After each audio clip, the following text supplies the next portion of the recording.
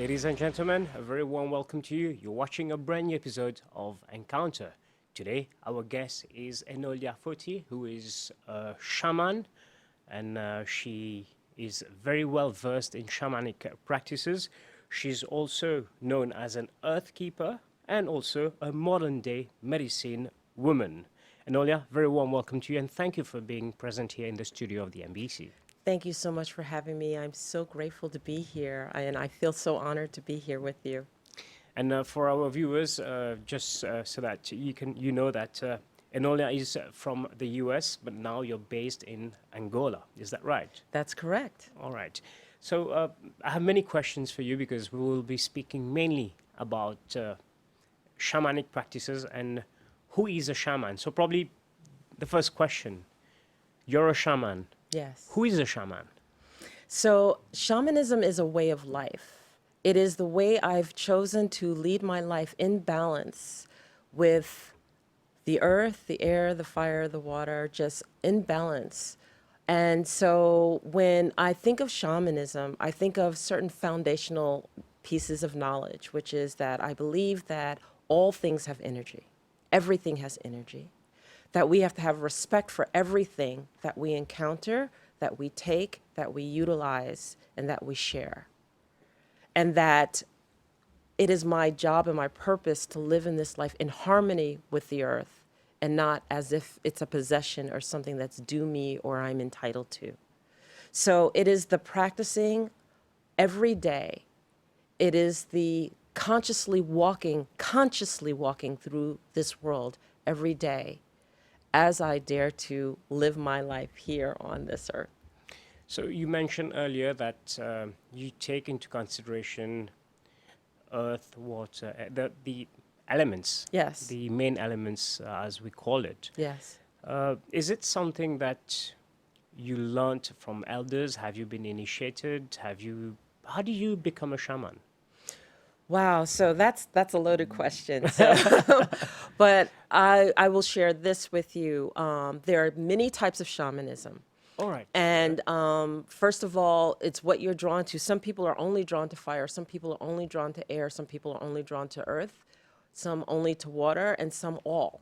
I'm probably one of those anomalies. I enjoy all of the elements. And when I say that, there are shamans who are drawn to fire, and you'll do a fire walk, and that's how you clear. That's their medicine. That's the extension of what they work with. What is a fire walk?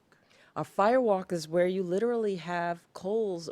You have coals of wood on fire, and you literally barefoot walk across them. So it's a beautiful experience, and it really allows you to overcome the challenge of fear. Definitely. Yes. Different shamans have different elements, and they do different things. They do So you different mentioned things. for fire. It's just different relationships. So that was a relationship with fire. You can have a relationship with water. But you don't have to be a shaman in order to have these relationships. It's just that we've taken it into consideration as an extension of us. We've taken it into a deep state of appreciation, honoring, and relationship with that element or with the elements. Okay. So what happens is that when you have groups of people, there may be that one or two that just understand it a little bit more than the others. Of course. But if you think about it, when you are in nature and then, you just have a knowing. You have a knowing to go right instead of left. You have a knowing to select this plant and not that plant. Where does that knowing come from? Okay. Where does that understanding come from? So as we spend time in nature and we developed relationships with nature and appreciated what those relationships were, we understand that we're all energy. And so if I sing to my plants, we understand that the plants respond. Of course. It's a transmission of vibrations. Exactly. And, a lot of things are scientifically proven now. Like literally they have a device now you can put on a plant and you can actually hear the vibration that the plant is toned at right now. Yes. So our ancestors really took the time to develop that relationship, to focus it, and to tune in. So how do we get the medicines that we have that we actually take over the counter that pharmaceuticals tack on the chemicals to? Well, Our ancestors took the time to understand that when I use lavender, that's antiseptic, antibiotic, and that it really, I can place it on a wound and it works, it heals, and the infection doesn't set in. They understood that with the plants. So the plants actually inform them, they inform the plants. There's a symbiotic relationship and understanding between that which is energy to that which is energy. So why is it that many people think that shamanism is kind of a voodoo? Well, let's talk about dark and light, right? We are human beings, and what is our goal? Our goal is to stay centered. Yes. Centered, right? What does that mean? We have a side that can be very angry, negative, whatever the case may be, and we have a side that's bliss, right? So which side do you choose each day? Choose that side that probably takes you to the right place where you need to be. Right. Yes. The bliss and whatnot, but there are times that you need to work with anger to accomplish getting through a challenge or whatever the case may be. But the key is what our goal is to stay centered. But then you have people who want to be all the way to the left and you have people who want to be all the way to the right. And really our goal is be centered. Okay. Walk the path, walk right in the middle, and then that way, because we need darkness. We sleep in dark. We rest in dark. That's where we rejuvenate. Exactly. That's where our body shuts down, right? But we need light. That's where we're energetic. We need both. But what do? We have the yin, the yang. We need to be centered. We need to appreciate both. But when someone's all the way to the right or all the way to the left, sometimes that balance is necessary.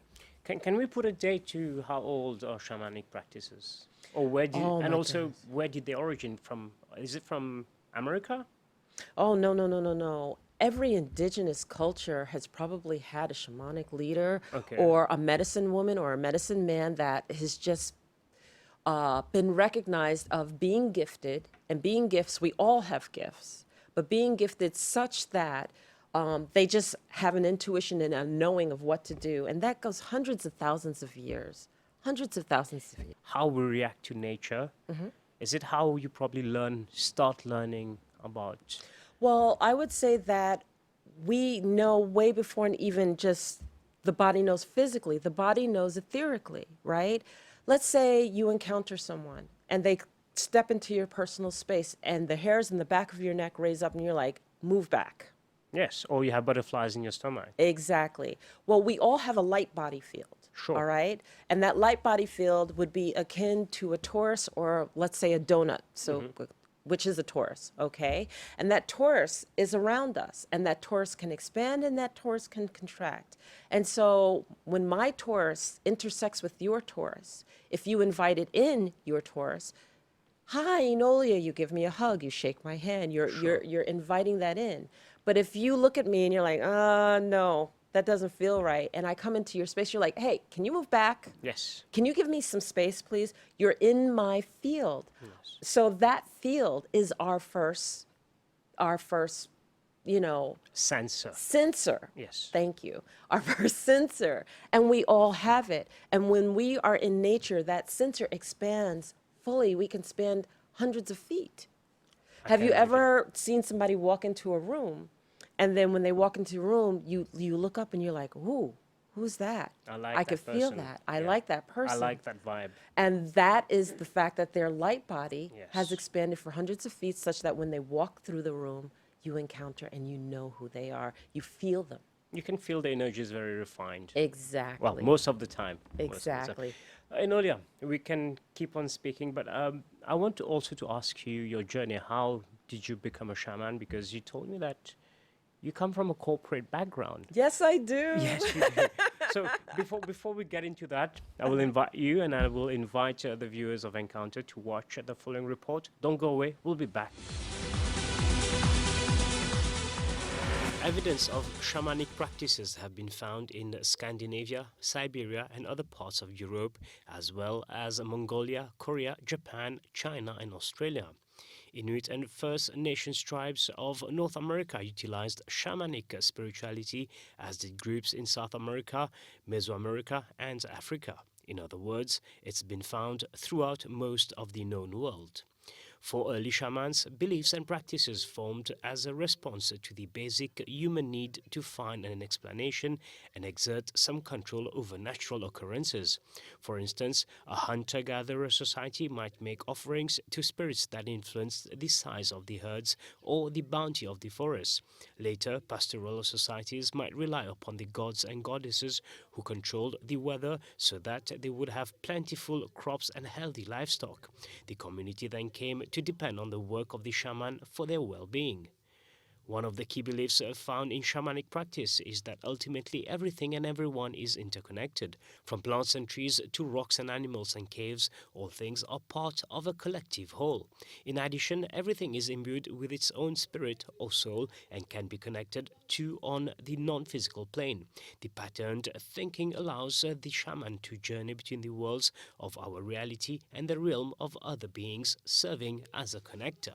In addition, because of their ability to travel between our world and that of the greater spiritual universe, a shaman is typically someone who shares prophecies or oracular messages with those who may need to hear them. These messages may be something simple and individually focused, but more often than not, they are things that will impact an entire community. In some cultures, a shaman is consulted for their insight and guidance before any major decision is made by the elders. A shaman will often utilize trance-inducing techniques to receive these visions and messages. Finally, shamans often serve as healers. They can repair ailments in the physical body by healing imbalances or damages to the person's spirit. This may be done by way of simple prayers or elaborate rituals involving dance and song. Because illness is believed to come from malevolent spirits, the shaman will work to drive the negative entities out of the person's body and protect the individual from further harm. Welcome back. You're still watching Encounter, and Enolia is still with us in the studio.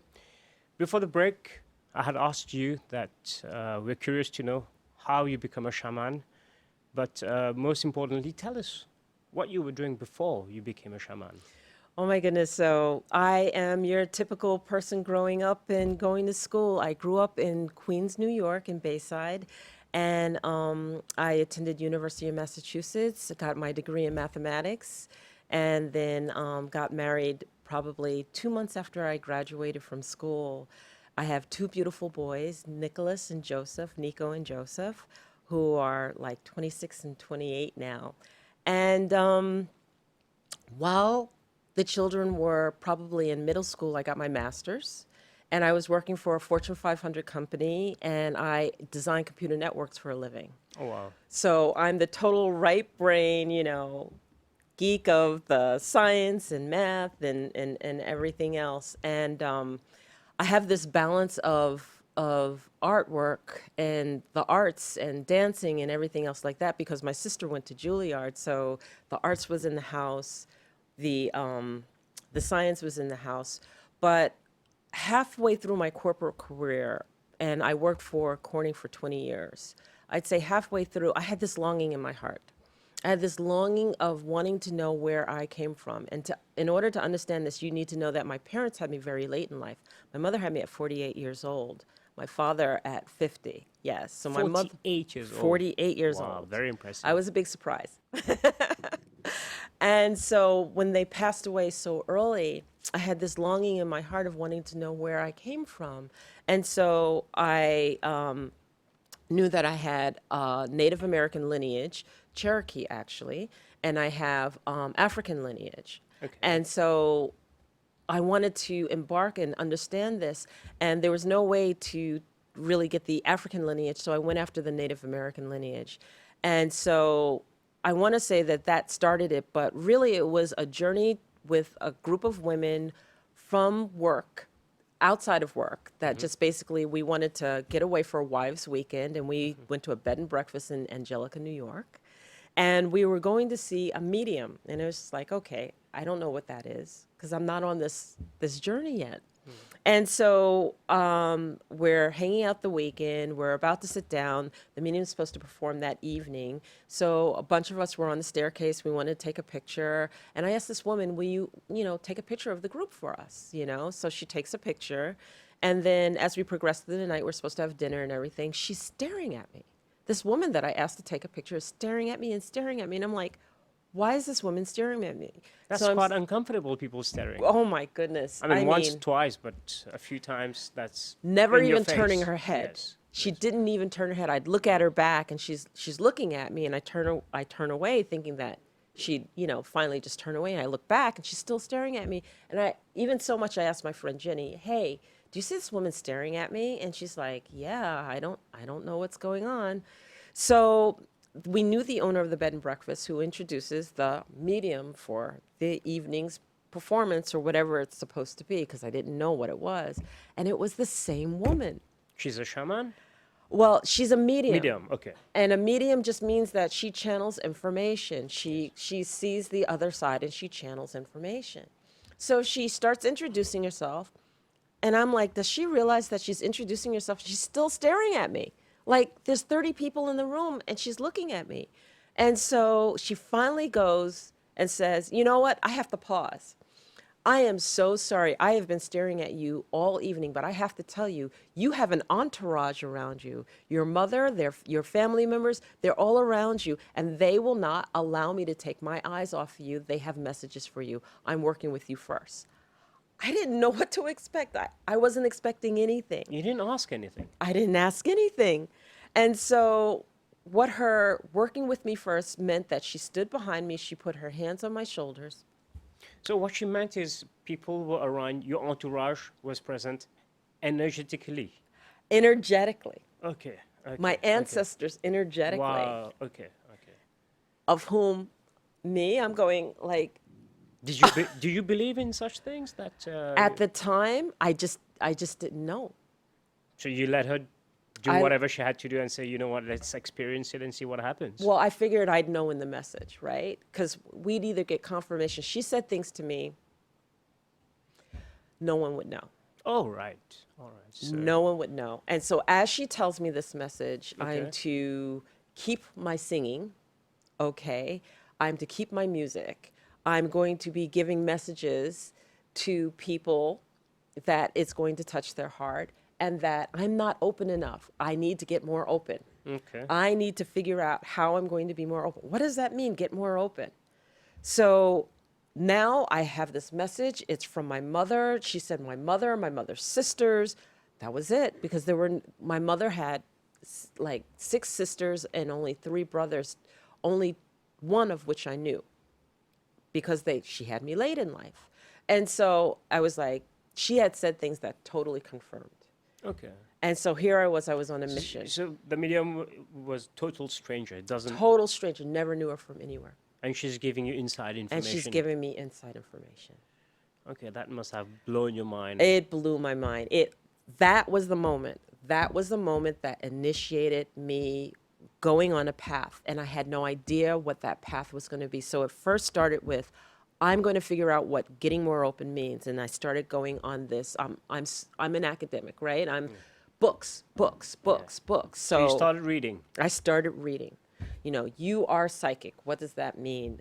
Spirit guide. What does that mean? You have an aura. What does that mean? What are these things called chakras? What? I'm eating it up. And I'm reading. I'm not just reading It's one making book. sense. I'm reading 4 and 5 books at a time. I mean, all of a sudden, voraciously, it just like kicks in.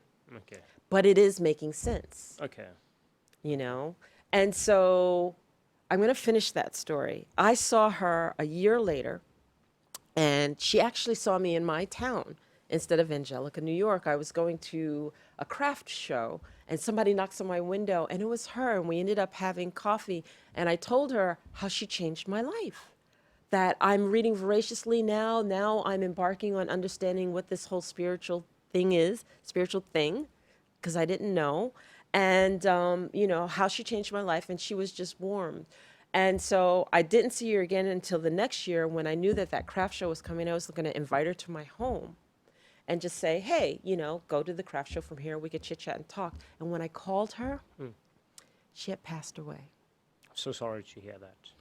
And it blew me away, because what it made me realize, what they shared, what Source, God, shared with me, was that she was half in the spirit world and half in our world, already because of her health situation. Okay. And it validated it more for me. Okay.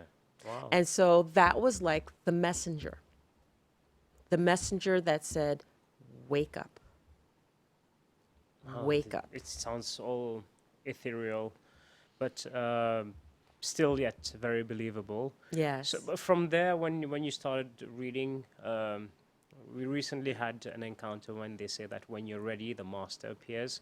So I'm guessing you started meeting people then. I wanted to have an elder teach me. I longed to have an elder teach me. I needed somebody to teach me. Reading was nice, but reading wasn't satisfying. Reading wasn't the experience. No. And so my family sent me to the 13 Indigenous Grandmothers Council. And this is, if you're not familiar with them, they are 13 women who got together from all over the world. They are medicine women. And they had a prophecy that they were fulfilling in coming together. So they were from Nepal, Tibet, all over the US, from the Amazon, Brazil, from Africa. It was 13 of them. They all came together. And their message was, it's time to start allowing some of the indigenous knowledge out to the public. It is time now to wake everyone up. Definitely, that makes sense. Yes. And so when they were together, they recognized this other medicine woman. Her name was Grandmother Isabel Miwasaki. And when they recognized her, not as one of them, but just an extension of, working with them and acknowledgement, I saw this woman holding this serpent staff, beautiful gray hair, in her regalia, which is her native traditional clothing of deerskins. And I'm like, I'm going to meet that woman. That was it. That was the woman I wanted to meet. That was the woman I was going to find the courage to approach to say, will you teach me? And she did? When I approached her, she was thoughtful and she was like, I was like, would you teach me? And I didn't know what to ask. Teach what? Like, what is she going to teach me? So I was like, will you teach me herbalism? Or, I came up with anything. And she looks at me and she goes, okay, my girl, if you're really serious, here's my card. Come up and see me sometimes. And, even though she was in Northern Canada, I was living in Northern New York, upstate New York. And I was about a 22-hour drive from her. 2 months later, I took that 22-hour drive. I stayed with her for the weekend. She was like, if you're really serious, come on a retreat. I hold them in the spring and bring some people. And in holding that retreat, I'll teach you. Okay. Yeah. And so I brought 22 women the following summer. 22. There was no reason for her not to have that retreat. Okay. So you made it work. So now I have to ask you, what is it to live a shamanic life? Some of the principles: no judgment, Okay. no attachment. From my grandmother Isabel, that summer that that retreat and that 10 days that I was with before her, ask permission. You ask permission of the earth. We take without asking. We feel like we're entitled to it, and we're not entitled to anything.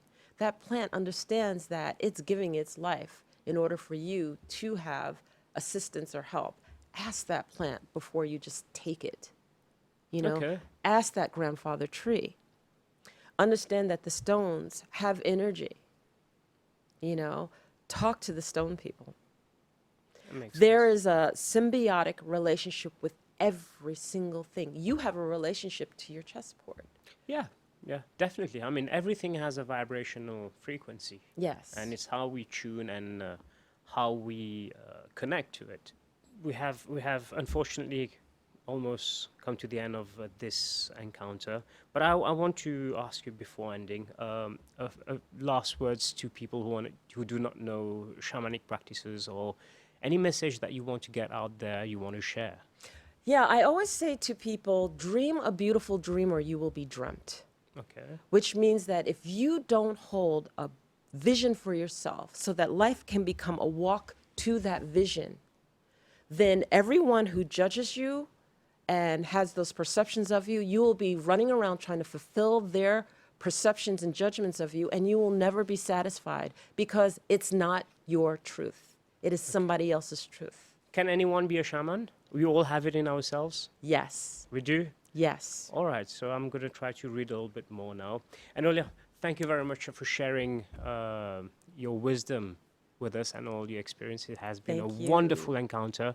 Ladies and gentlemen, we have now come to the end of this episode of Encounter. If you have any queries, questions, on the topic that was discussed or on the guest, please drop an email. It's encounter@mbc.net.mu. Until the very next program, goodbye.